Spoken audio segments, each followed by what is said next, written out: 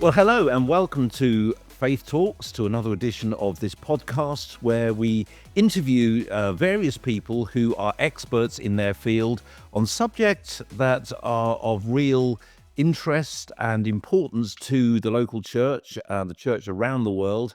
And with that in mind, I'd love to welcome Mike Bonner to be with us today. Mike is a mental health nurse, and you're going to be talking to us, Mike, this morning about mental health and the church, and how the church approaches this really important subject. Before we get into that, Mike, could you just tell us a little bit about yourself? And, well, I've just said you're a mental health nurse, but what does that mean? And, yeah, just a little bit about yourself. Cool. Yeah. So my name's Mike. I am a mental health nurse by profession. In my work, I predominantly work with children and young people. Yeah. So people under the age of 18. And I work in a hospital, and my job is to assess people who come to hospital after they've tried to end their life or are in a mental health crisis. That's what I do in terms of my work. But I'm also a Christian. And that's really important to me. Yeah. My faith's really important, and we could probably talk about faith and work and those things, or whatever we want to talk about. That's me briefly. Wonderful. You say young people. What sort of age are you talking about there? I predominantly work with 11 to 15-year-olds. So you're saying that 11-year-olds are acting to try and end their life? Unfortunately, yes, sometimes we do see young people who come to hospital that age, who've hurt themselves or are thinking about it. Yeah, that's a shocking thing, isn't it? Absolutely Shocking. Yeah. But according to the British Medical Association, I've got a quote from them. Can I just give you this quote to see what you think of it? They say, for children and young people, the latest evidence suggests that rates of mental illness may be growing at a faster rate than amongst adults. So they go on to say that between 2017 and 2022, rates of probable mental disorder increased from 1 in 8 young people aged between 7 and 17 to more than 1 in 6. So I'm just wondering, why do you think this increase is happening? Clearly, it's something that's getting worse. Why do you think that might be? That's a big question. We could be here for hours, I guess, talking about all this. So I'll try. There's different things to think about, because there's not only one root cause to why the increase in mental health difficulty is there. And I think that one of the things I think particularly with children is this isn't in any particular order, by the way, like significance or importance. Yeah. One thing I think is really important is thinking about trauma, or what we call adverse childhood experiences. Yeah. That can take a variety of forms. Yeah. But if people have been through such significant trauma or adversity, that can have a massive impact on their well-being, their sense of self, all sorts of different things. And unfortunately, it's very common that we see traumas or these ACEs in children and young people. These ACEs, adverse childhood experiences. Okay. I went into my classic nursing jargon and abbreviations. I'll try to avoid doing that. All good to know. So, it could be bereavement, it could be different forms of abuse, and it could be parental separation, domestic violence. There's all sorts of different ways that children can experience these sorts of things. Yeah. Meanwhile, we've also got social media, which isn't a new thing, but the rate in which people use it and are connecting with it has a massive impact, I think, on well-being. Sure. Yeah. For some young people, it's that sense of where they might feel that they've got to be or act a certain way. So they're seeing these pseudo images of what life is like, which isn't necessarily accurate. So there might be the sense of, well, I'm not like that. And that can erode a sense of confidence, a sense of who someone thinks they are or who they should be. It can affect sleep, because people are often scrolling and keeping up, which all can have an impact on well-being as well. Yes. There's also, we think about family and relationships. Families can break down. There can be divorce, parental separation, all sorts of different things can have So all these things are causing mental health issues to be on the rise. I think so, yes. Because these are the things that affect can affect our well-being. And not everyone who goes through these things necessarily will have a mental disorder, Sure.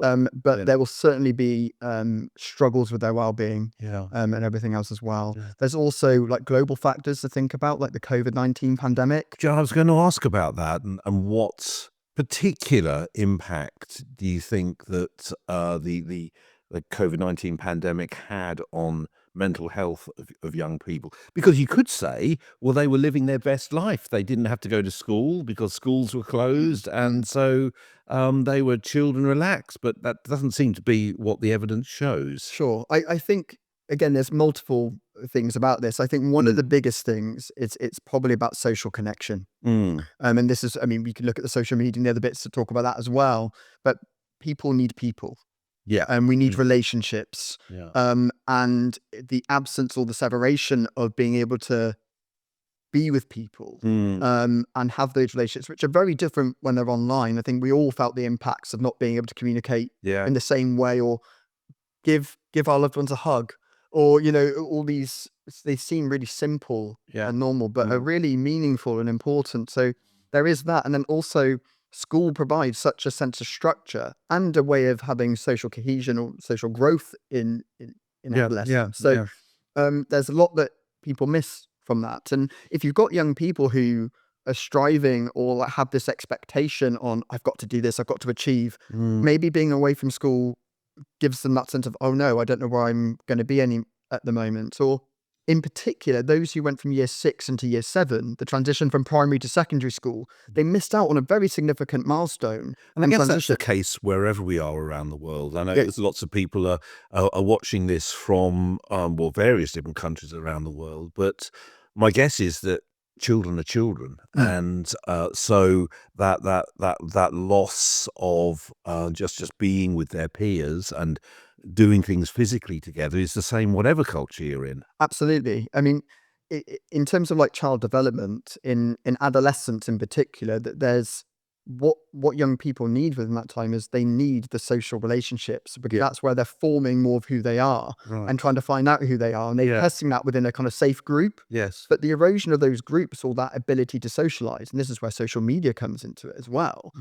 can impact your development, because you're thinking, well, I don't know where to go. Where's my compass? Yes. Where's my safety or my security to be able to explore who I am a bit more? Yeah. Take that away, and people Sure. people really struggle. And I think that this, for me, the biggest thing I think that affects young people is a sense of identity, and people don't know who they are. Right. And this will come into the faith bit as well, maybe Yeah. in a minute. Yeah. But whilst we're trying to find out who we are, if we don't have the security of relationships, Yeah. secure foundations into our home, if there is uncertainty in our wider community, Yeah. our local community, all these things can affect how grounded we are and Yeah. our well-being. We talk about the impact of social media, but that came home to me just recently in a very sort of well, I say personal way, but in a very real way, with a young person. They just got their first cell phone, and they've just got onto, not well, just very basic, sending messages to their friends in their new school, and their first experience of just the awful bullying that can go Mm. on online, and just receiving messages that were really devastating for that particular person. Yeah. But it was the first time this particular young person had come up against that sort of thing, and it just showed me really how that person coped with this was through having strong and supportive family, Mm. that they could talk to and show the messages to, and it was dealt with like that. But it just occurred to me that if you don't have strong and supportive um, family and friends, of that network, those networks, then it truly is an isolating experience. Absolutely, 1,000% agree. It's something that we talk about so much in our practice, is that what we don't want to do with children is to what we call pathologize their distress, which is to make it medical. Ah. So if people are struggling because they're being bullied, of Yes. course they're struggling because they're being bullied. That makes sense. We don't want to say you've got an anxiety disorder because these people are teasing you. We need to deal with the bullying. Yes. But I find it so much that what we talk about is children need a secure base. Yes. Yes. And that base is really, you need supportive caregivers, whether it be your parents or another caregiver. They need that platform by which to have emotional and relational safety. Yeah. And it's from that, as you say, like that's where they can be counseled, they can be guided. That can be tricky when teenagers are like, they're starting to move away from their parents and you get that resistance sometimes, but the security base helps them to move forward, to be able to work through. And without that, we often do see. So, for example, we talked earlier about maybe if there was domestic violence in the home. Well, a child might not want to reach out to their parents when they're seeing their parents in distress and their parents struggling. They might feel like, oh, I don't want to bother them, or they might feel like a burden. And it's through no fault of anyone. It's you can see how people can, as you say, become isolated and not find a way forward. So just taking that and thinking about church, where do you think church can start in terms of addressing some of these problems? Or is it perhaps the case that the problems are in reality just too big and too entrenched, so we just need to, I don't know, maybe distract people for an hour on Sunday, give them a boost on Sunday, and then it's all too difficult for the rest of the week? Or is there a place for church in all of this? Absolutely is a place for church in all of this. And I don't think that any issue that people face is too big for God to be able to deal with. Yeah. And I think this might sound really simple to begin with, but I think one of the first things that we need to do is to acknowledge that people struggle with their mental health, and that is real and that exists. Yeah. And to not try and think we know better on what's going on in the situation, but we've been talking about relationship. And I think the first thing that we need to think about is how do we build safe, trusting relationships whereby anybody who is struggling feels able to talk about the things that might be impacting on them. Because it's only through getting to know someone and knowing their world, what's going on around them, that we might be able to find the solution in terms of the practical things that we can do to help. Because obviously there's what God can do and everything. So I think we need to acknowledge, and I think that, and then we also need to also remember that mental health, we all have our own mental well-being and mental health, and we can all be impacted in different ways. So no one is devoid of being able to go through a mental health difficulty. Sure.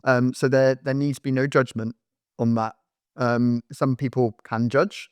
I like to think that church wouldn't be judgmental, but Wouldn't that be great? wouldn't that be great? But we all can be judgmental, and we can all have our own opinions on mental health or things that are going on for people. But just picking up on something you just said, and to stop your flow there, but you said we all have our mental health issues. And this is really true, but I'm a lot older than you. And when I was growing up, and particularly in the church world, but actually, no, in society in general, we just never used to talk about mental health issues. Now, it's a lot more talked about. It's a phrase, yes. and so it's much more acknowledged. But certainly not that many years ago, this wasn't a thing. You just needed to grow up, toughen up, stop being such a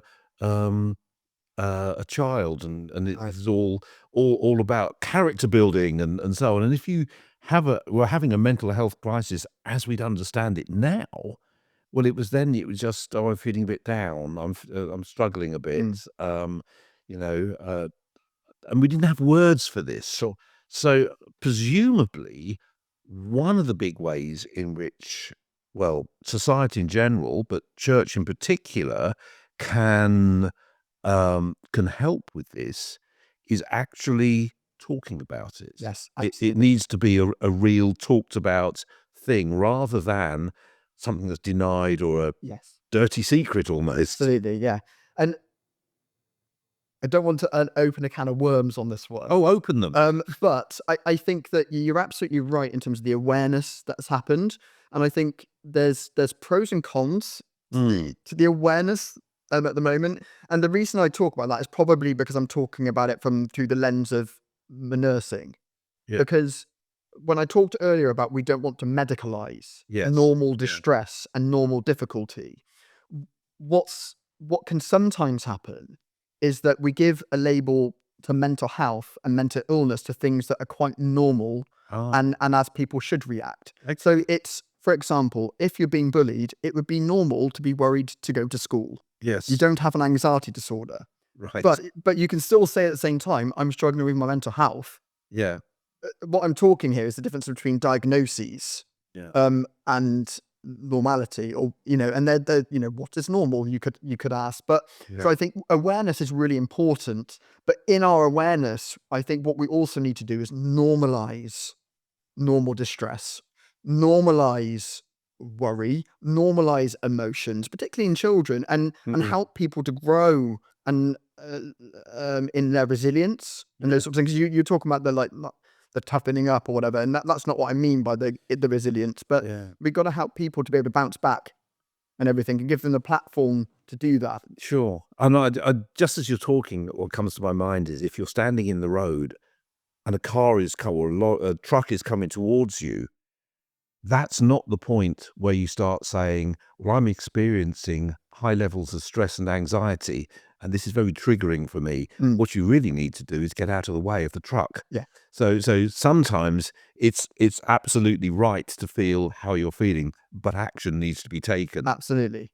And that leads me on to ask, I suppose, can you think of some of the unhelpful things that the church, in particular, should avoid when thinking about this whole subject of mental health? Some unhelpful things. Sure. I think one of the things, and it's when people have a fear to talk or a fear to um, want to acknowledge or go there with Mm, someone, so to mm, speak. And there's understandable reasons for that. Sometimes we might not feel, well, what can I offer? Or what if I say the wrong thing? mm, But sometimes it can be unhelpful if we just ignore or pretend it's not there. yeah. Or almost like, oh, well, that person, we know that they're struggling. I'll kind of go talk to the other people that I know that, and So or labeling people. maybe labeling or maybe having a prejudgment of might what might be going on, or how that conversation might go. Yeah, Um, but and I also think then it's also like we then can stereotype, yeah, can't we? And yeah, so I think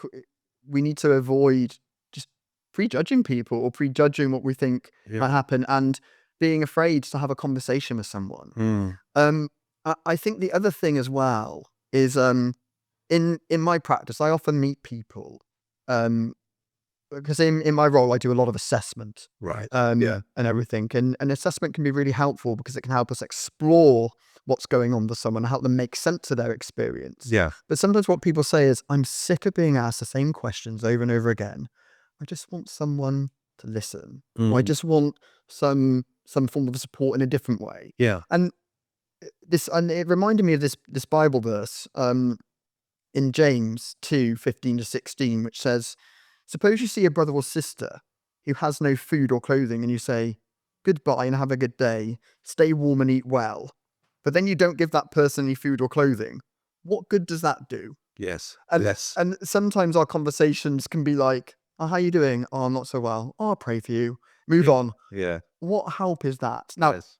prayer is good and prayer is helpful, and God answers prayer. For sure. I'm not against any of that, but sometimes people want a bit more. And I say the unhelpful thing is to just be a bit superficial, and to not, that we might not be able to do anything practically, but people feeling heard, understood, and not being alone goes a long way. Yes. We were talking about our social groundedness earlier, weren't we? And Yeah. Yeah. and what we can offer to be helpful is to be that person who someone feels that they can turn to, as well. So I think to be helpful rather than unhelpful is to, not be afraid, to then think about some of the practical things that we might be able to do, as well as Yeah. just, yeah, oh, I'm sorry, and then moving on. Sure. So yeah, it's actually daring to get involved, I Yes, suppose, isn't yes, it? absolutely. Yeah, yeah. And also, just going back to this stereotyping thing, so that if someone raises a problem, a mental health issue that they're struggling with, I'm guessing there's an opportunity there for that person to always be identified with that issue. Oh, Right, that's yeah, that person is unstable because they have mental health yeah. issues. But going back yet again to something you said earlier, which is we all have from time to time mental health Mm, issues. mm, Um, but I guess that sort of takes us on to what's the goal in all of this? Because what I mean by that is, I guess that we can just get into this eternal cycle of, oh, I was feeling down last week. Oh, I'm feeling down with a different thing this week. Oh, that's a problem for my mental health this week, and you get into this eternal loop. But actually, in one sense, the church is a spiritual hospital, but it's not just mm. a place where we can just come and wallow in our problems. Well, what would you say is the goal of this whole mental health awareness thing with regards the Christian faith? Oh, good question. Um, I think, um, talking about church as a whole here, that Yeah. we want to see people come to know Jesus, and we want people to know who they are in Him, who He has made them to be. And God doesn't want us to be living in anxiety, in depression, in these things. He wants us to be the people He's created us to be. And there's a verse in Jeremiah that talks about, I know the plans I have for you, says the Lord. They're not plans to harm you, but they're to give you a future and a hope. Mm. And, you know, we are fearfully and wonderfully made. He Yeah. knows who we are. But unfortunately, um, life is life. Mm. Sometimes tragedy happens. We make choices sometimes, and this isn't me saying we've made the choices to do things, but sometimes we do. Yeah. Sometimes it's the things that happen to us. But um, what there is that there is hope in Jesus. There is always an opportunity for Him to provide healing and for Him to draw us into who He's made us to be. So Yeah. whatever things might be causing or whatever, God knows, and God can set us on a journey of healing and restoration. And so I think our goal is not to, we are not the cure. Yeah. Jesus is the one who does the life transforming work. Our goal is to come alongside people in a way that Jesus would, so that they can go on that journey with God. So, and part of what you seem to be suggesting there is at the basis of all of this is an issue of identity, Yeah. knowing who I truly am, that I am not my circumstances, I am not my pain, I'm not my lack of being able to cope. That does not that's happening to me and within me, but it's Mm, not me. mm. Would that be fair? Yeah, yeah, exactly. Like we are in the same way that I was talking about, we don't want to give people these labels, these Yeah. diagnoses. You are not your depression. You are not anxiety. Yeah. You are a unique, fearfully and wonderfully made child of God. Yes. And you are who He says you are, not what you maybe think you are. Yeah. And that when we come to know who we are in Him, that's where our healing can come from. Sure. And they also, the other thing about the journey that I think is important, I'm sorry if this is a bit of a tangent, is that it's important to recognize now God can do miracles, Yeah. and he can do anything that's like life transforming, but sometimes there's a process Mm. and a thing that goes on in that. And there's countless examples of people in the Bible who lament, who you can see struggling with their well-being. Yeah. You can see going through these emotional um, difficulties and turmoil. And Jeremiah was called the weeping prophet, wasn't he? Yeah. exactly. So the Bible doesn't shy away from this stuff. Mm. There's raw honesty about people coming to God and giving him these things. Yeah. And the beautiful thing is that God doesn't shy away from it. He embraces it. And in 1 Peter 5:7, it says, cast all your anxiety upon him because he cares for you. Yeah. Yeah. He welcomes the anxiety. He welcomes whatever we're facing, whether we think it, regardless of what we think of what that is or what he thinks of it, he welcomes it Yeah. because Yeah. he wants us to be the people he's made us to be. Yeah. Um, Which Yeah. kind of makes sense of the mission statement of Kingfisher Church, which is to reach lost people and see them transformed into fully devoted followers of Christ.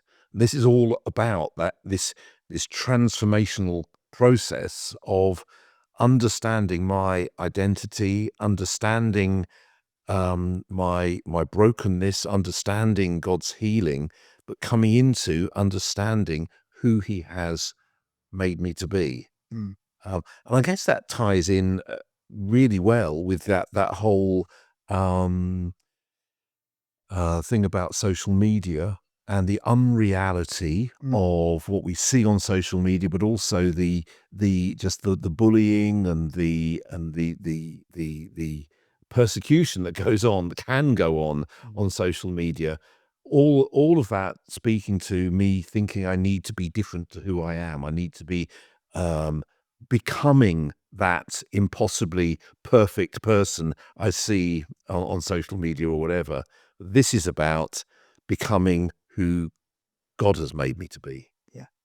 And that involves us, I guess, talking about our fallenness, being open about that, but offering hope about who we can be Yeah. in Christ. Absolutely. And hope is so important.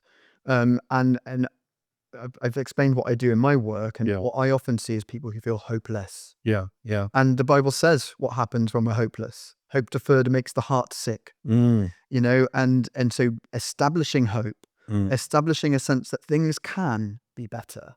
yeah. It doesn't mean necessarily that we might not struggle. Mm, And the Bible doesn't promise us that we won't have struggles. yeah. But what it does promise us is that there is a God who knows us and who is with us through Mm. all things. Never will I leave you, never will I forsake you. Quite says right. God. Yes. And it's that hope Yeah. that can give a grounding Yeah. for us. We were talking about secure base Mm. earlier. I don't know when. I remember we were talking about secure base earlier, and what I found in my life and when I've struggled with my mental health is that it's the secure base in Jesus that's kept me going. And that isn't to write off the other social supports that I've had in the church, Sure. but it's knowing who I am in Him Mm. that has kept me going. And I think that can be life changing for people. Absolutely. So we've talked about some of the global things that impact people's mental health, but for someone watching this podcast, and they're maybe a pastor of a local church, and they may be aware that there are people struggling in their congregation. Maybe they're becoming aware that people are struggling in their congregation, not necessarily young people, because this can happen at any age, I guess.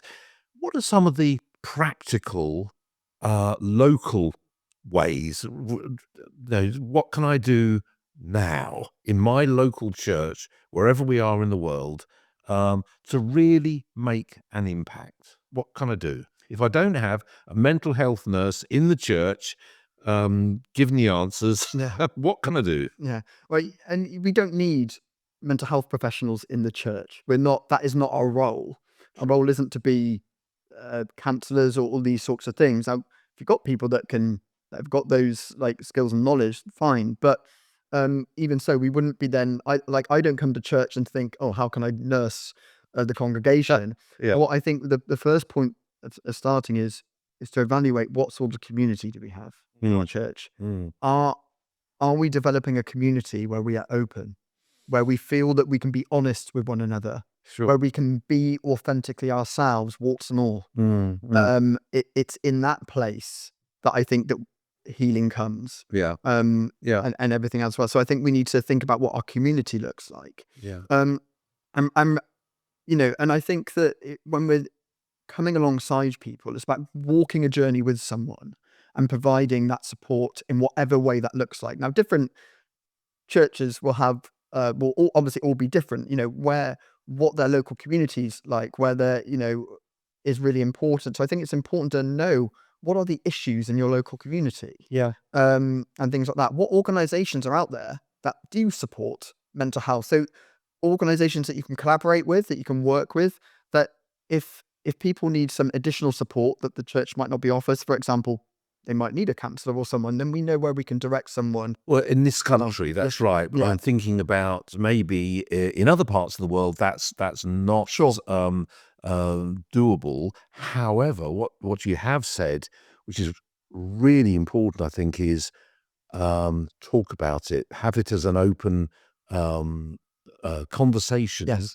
and acknowledge that I'm putting words into your mouth here, but I'm just thinking about the three types of salvation, not type, three stages of salvation. So justification, I have been saved. That's absolutely a non-negotiable. If Christ has died for me, if I ask him into my life as my Lord and Savior, then I am justified. I'm headed for heaven.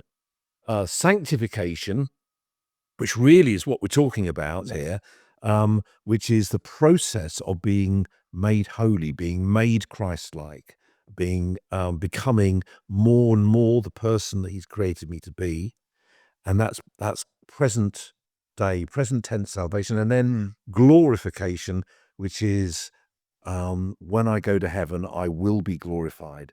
But what we're acknowledging here, I think, if I'm reading this right, is that we are all in the process of sanctification. Yeah. We are not the finished person yet, though we have been justified if we have Jesus as our Lord and Savior.